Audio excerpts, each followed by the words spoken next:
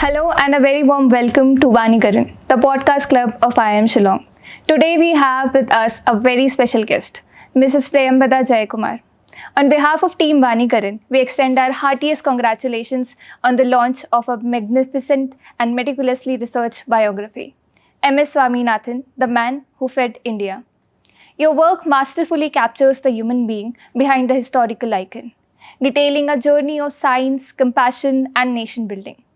It is a genuine honor to host you today to discuss the profound experience of writing this book.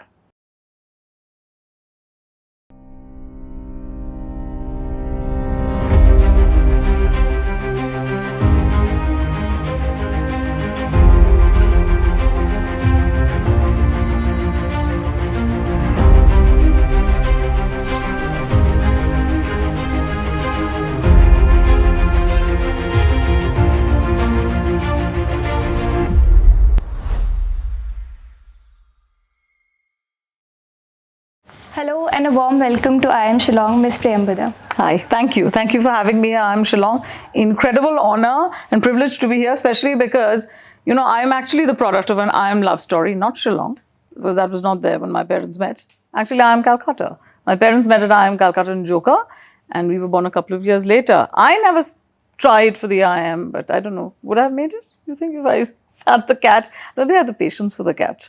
But thank you for having me here and in conversation about my book. And we have this incredible young lady who I'm now going to turn to take this away from me. Yeah, sure. So first of all, we extend our heartiest congratulations on your research biography, MS Swaminathan, the men who fed India. And before we move along, I would like to talk about your work, which masterfully captures the human being behind the icon and shares a story of compassion and India. So moving on forward with my first question, I would like to ask, before we begin, that who was MS Swaminathan to you? Was he a historical figure or an icon or something more personal? Thank you, Khushi, for a very interesting question. And it's a privilege to actually be in Shillong. My mother was born here many years ago, as was my aunt. And my mother's been deceased for 20 years, and I'd always promised her that I'd take her to Shillong. Of course, I couldn't do that, and today I keep a promise, but in memoriam. And it's lovely to be here, sitting in probably one of the most beautiful campuses I've seen. And I've been to quite a few IIMs myself, because my parents used to get invited to a lot of campuses, whether it's Ahmedabad or Bangalore or Joka. But there's something incredibly beautiful about this campus, and it's quite poignant as a setting to speak about a book, on a man who transformed India and whose work, his real laboratory would look like something behind me, which is these green fields. So who was MS Swaminathan to me? Well, that's a typical, very interesting, it's a layered question, so I'll get to it. He was actually family. He's my paternal uncle, so I'm his niece. I've known him from the time I was a 7-year-old little girl. And he was also the man who I think, in my conscience, changed India's destiny once and for all. Not just her food destiny, but along with food came her political destiny. So he was able to turn, the wheels of India's food problems around and get it moving forward. Because it's not just important to move, but it's also important to move forward. Okay. Since you mentioned that he was something from your family, he was like a family. He was family. Yes, he was family. How did that initial perception change and motivated you to write a book? Well, mine is not the first book which has been written about Professor Swaminathan, because he was a towering figure. He was a colossus of Indian science. But mine is probably the only book which looks at him from beyond the agricultural lens. It looks at him through the human lens. My book is about the stories behind the Green Revolution, not just the Green Revolution itself, because I'm not an agricultural scientist by training. I'm a historian by training. So I look at his life conversationally, anecdotally, and through stories. It's written in the style of a novel. And I believe that I wrote this book because I didn't find a book in the market which talked about the human struggles behind these scientific interventions. So I wanted to write a book which I would have enjoyed reading, and reading in a way which would make him accessible to a greater number of Indians. All right. As you mentioned that you are also a historian and a writer. So how did you navigate through writing about a person with a more human point of view and not only focusing on the hagiography? Well, I hope it's not a hagiography. I mean, that's been one charge which has been there. I mean, I hope it's not a hagiography. It shouldn't be. But he was a man who was, in my opinion, the architect of India's, agricultural and food transformation.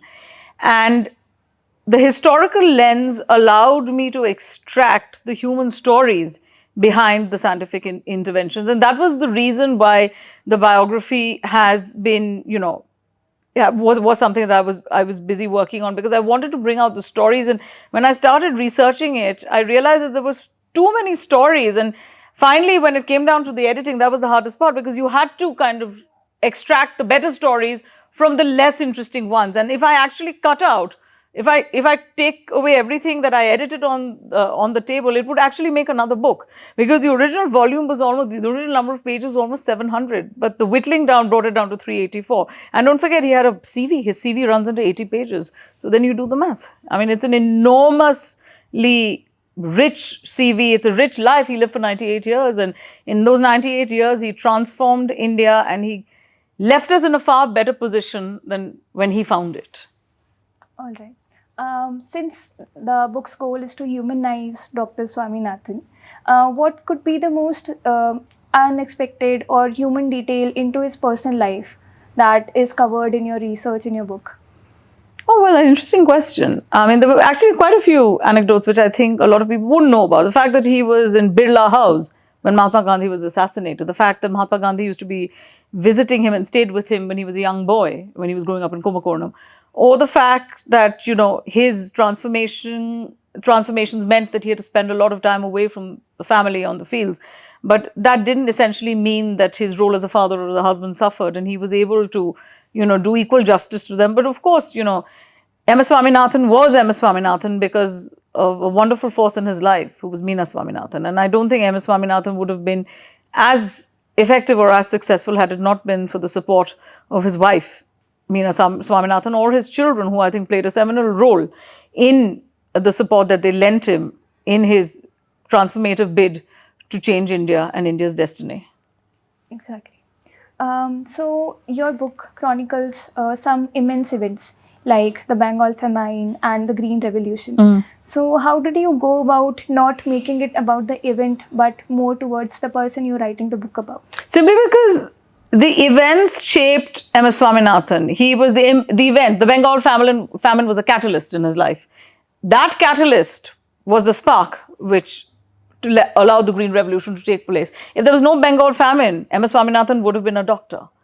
And he was actually training to be a doctor when he decided that he wanted to be an agricultural scientist, not a cultivator, not a farmer, because he said, there were hundreds of people who could be doctors, but there were very few who were going to want to change India's agricultural and food destiny, because he was so torn, tormented, and tortured by the images which were coming out of the Bengal famine. Our modest estimate is 3 to 4 million people died in the 1942-43 Bengal famine, but if the unclassified data or the unreported data probably pegs it at 6 to 7 million. It was a man-made famine, as my book tells you. It was a man-made famine, and it was not a weather contingent one.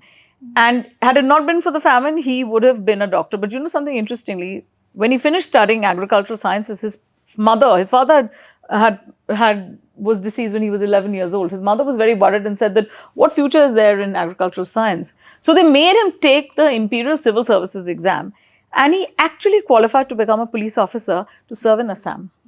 That very evening, he gets a UNESCO fellowship to Netherlands to study smallholder farmings, and he leaves India. Otherwise, we would have, had it not been for the Bengal famine, he would have still been a doctor, and had it not been for the Bengal famine, I don't think we would have had a Green Revolution today. So he was changed by history. But of course, we all have opportunities which come to us in life.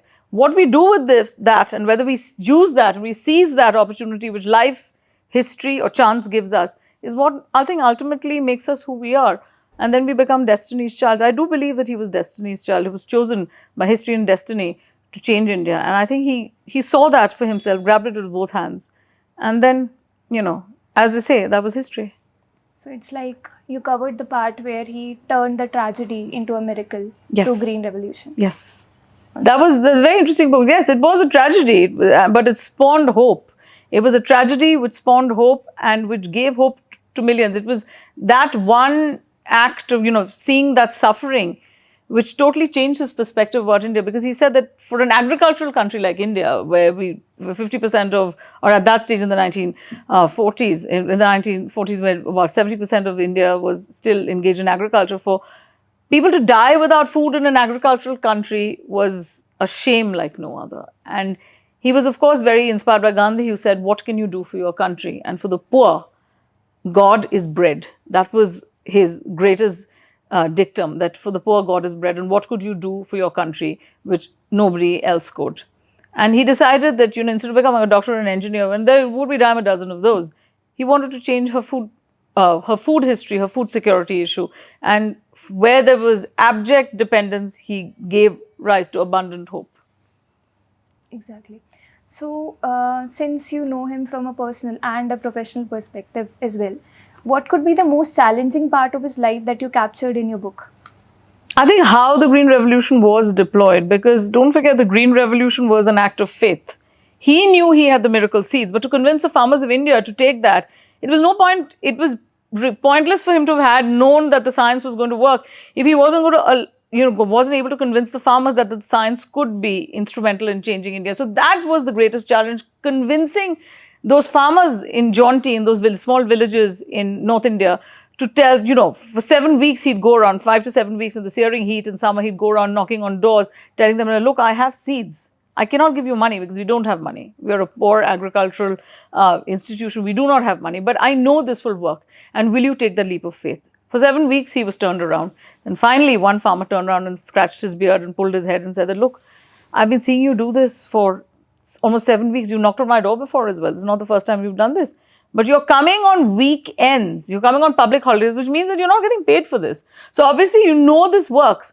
So I will try it. So that was one leap of faith which led to our agricultural transformation. And then, really correlated to that very strongly was our political transformation, which came because of our agricultural abundance. But that was faith in itself, don't forget, is a hard sell. You can't just tell people, look, I have faith in this.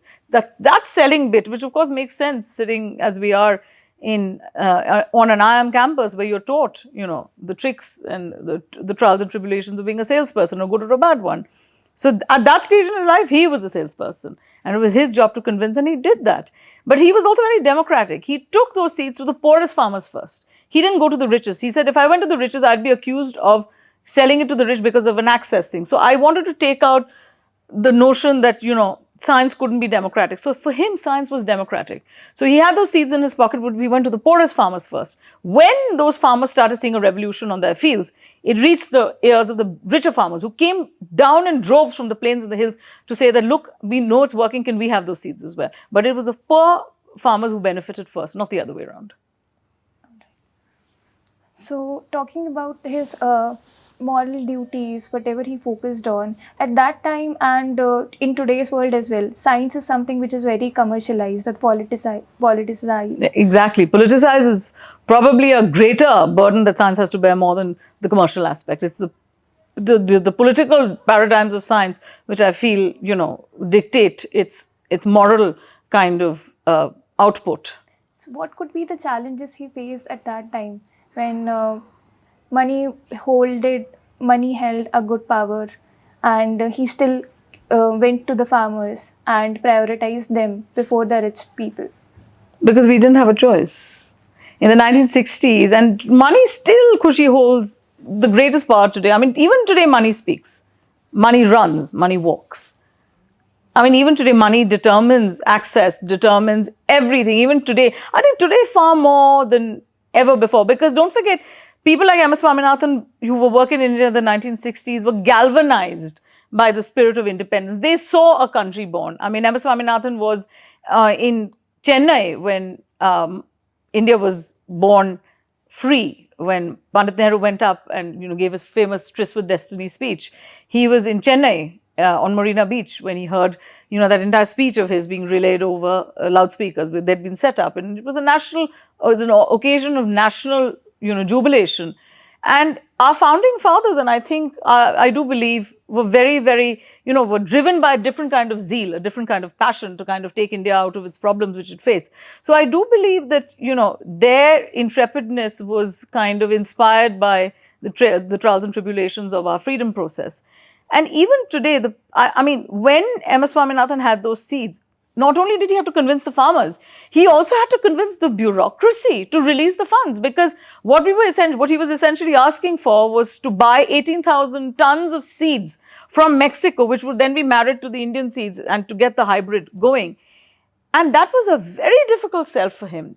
What worked in his favor was two things. A, that he had a minister like C. Subramaniam, who at that time was the agriculture minister, who realized that, M.S. Swaminathan was on the precipice of a massive transformation and he needed the policy support. And then it was Mrs. Gandhi.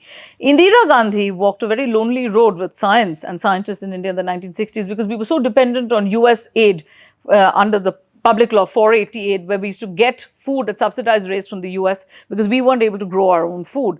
And with that US aid came US conditional diplomacy. They would tell us what to do. Ships used to be held off our coast if Mrs. Gandhi put out a statement in favor of Vietnam. So our political output, our political will was controlled by America. To break the back of that political dependence, which came because we had to get the food, she decided to support M.S. Swaminathan. She didn't know if it would work. She just had his word that it would. And she decided to take a leap of faith along with the farmers of India and along with the scientists. It was her zeal. It was her belief and her scientists and her farmers that led to the Green Revolution. And that is why I say that without political will, you cannot do anything. You may have a dime a dozen good ideas. But if the government of the day does not believe that you have something which works, they will never put the money behind it. They will never put policy behind it. The force will never come. And without political force, most good ideas fall by the wayside. Like it has happened in M.S. Swaminathan's career as well, and which the book looks at in greater detail with the National Commission on Farmers. That was never turned into law by any government. It was either the UP or the NDA, and that I do believe was a great regret in his life. And that was, well, I mean, we'd hoped that it would. I mean, I do believe that Rahul Gandhi has gone on camera in Parliament to state that if their government comes into power, this will be turned into law. But then, politics is it's a game of, the haves and the have-nots, and, it's not something you can predict. Politics is incredibly unpredictable. But the Green Revolution worked because policy, politics, and science were all in unison, all together in this. And they believed that what was at stake was India's sovereignty, India's freedom, and India's eternal kind of grace and standing in the world. And for that, everybody came together for a greater good. And it worked. I mean, unless you marry policy and science together, no great transformation can happen. And I think that is what stymies us today. Since we are on the subject of Green Revolution, I would like to ask, Green Revolution was something which saved 1 million people in India. But more than a million, many millions. Yeah, many millions. But it also came with some ecological costs and social costs. So how did Mr. Swaminathan reconcile between these two realities? Oh, he was the first one to reconcile the fact that the Green Revolution was a shorter stopgap arrangement to kind of help us get out of that American food dependence. We had to be able to produce our own food to get away from the conditional diplomacy which came with the American import. But he also knew that, the Green Revolution was on the precipice of turning into the Greed Revolution, because there was, there was overutilization of fertilizers, which were leading to carcinogenic strains within the food, within the food system. You had, when subsidies came in, there used to be the water table was being leached, there was over salinity in the ground. So it was an ecological disaster waiting to happen. And as early as 1968 in the Indian National Congress, Science Congress in Varanasi, he did point out very clearly that, look, I do believe that if we don't keep an eye on this, this will turn into the Greed Revolution. And at that stage, he postulated what would then become the greatest philosophy of his life, of an evergreen revolution, or a state of biohappiness, where you have production in perpetuity without ecological harm. Because he was one of the first people to realize that we were living on borrowed time on this planet, and that the climate crisis was imminent. at that stage. In the 1960s, nobody really foresaw that. It was, it was very much a day-to-day existence where you had to get past a day. You had to, get through the motions of the day. You didn't have time to think of the future, but he did. He did see an ecological and a climate disaster unfolding in our lifetimes, in his lifetime, and he lived till 98. And that is when he said that, we need to have agricultural transformations which do not, it is not at the cost of the environment, that it works in tandem with the environment and in harmony with the environment. Exactly. So, when we are looking at things like green revolution, do you think that in the present area something like this can happen or not? Like, are you asking me if the green revolution could happen today if it wasn't? Yes. Well, I think that's a very interesting question. Did you hear my launch speech? You must have picked up something, because this is the question I asked at my launch event on the 6th of August. I said that I sometimes wondered, when I was writing the book, I sometimes wondered how would the green revolution have worked had it been launched today? What would be the challenges that, Swaminathan and his merry band of scientists face? And would the political parties of the day allow science and scientists to take credit for this? Mrs. Gandhi in the 1960s was very magnanimous and allowed M.S. Swaminathan, the scientists of India, to take full credit for the green revolution. She didn't take credit for it. She allowed science and the scientists and the farmers of India to take credit. But would such credit sharing be allowed today? I don't know. The answer is, I don't think it would be that easy. And the other answer is, I don't think science would have been allowed to take credit today. Because today we live in a country, we live in times, I'm not going to say country, we live in times where personality politics takes precedence over everything else. And there is a national narrative. And the national narrative is, what is already a predetermined narrative. I do believe science would have been given credit, but not to the extent it was in the 1960s. Interesting take. So, is there anything that you would like to add? Like, we are coming to the end of the podcast. So, for us, for IIM Shillong, for our students. Any takeaways? Well, I think the India we leave behind is the India that you have to live and the India that you grapple with. So the India you grapple with is an India which I think needs many more M.S. Swaminathans. The whole point of writing the book was to engineer hope.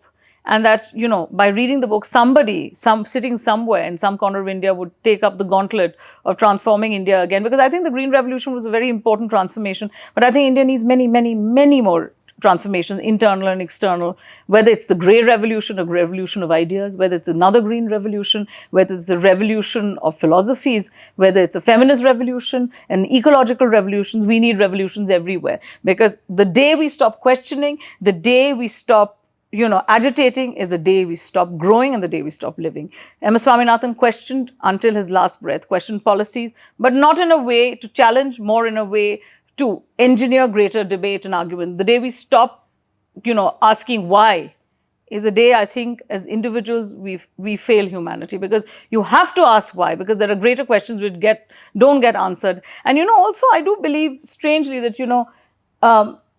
as a country, a democracy as vibrant as ours remains democratic and remains as vibrant because we question.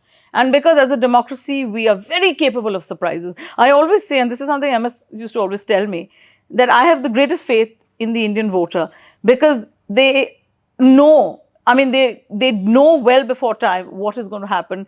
And ultimately, they take the right decisions. Political parties may come and go, policies may come and go. But as long as we question, as long as we, don't accept the status quo, as a nation, we have much, much to look forward to. I'm a very proud Indian, and I do believe that the India that MS and the founding fathers of his age envisaged also would mean that an India which would never stop questioning, because the fount of a democracy is the ability to question and then to use those questions constructively to make a better India. You are part of a very privileged India, but the India we leave behind is also an India riddled with problems. So use this opportunity, any opportunity you get in your own lives, to transform India, because we do need transformations of everything, not just in the fields, but even in our brains, in our hearts, and in our minds.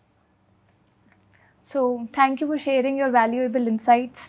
And I'm glad that the podcast didn't only cover about your book, but also about the greater picture, about the present India and how the situation is. Thank you for having me, Khushi. Thank you, IIM Shillong. You've been a stellar, giving, generous and gracious audience, and I can't wait to come back. Thank you for having me.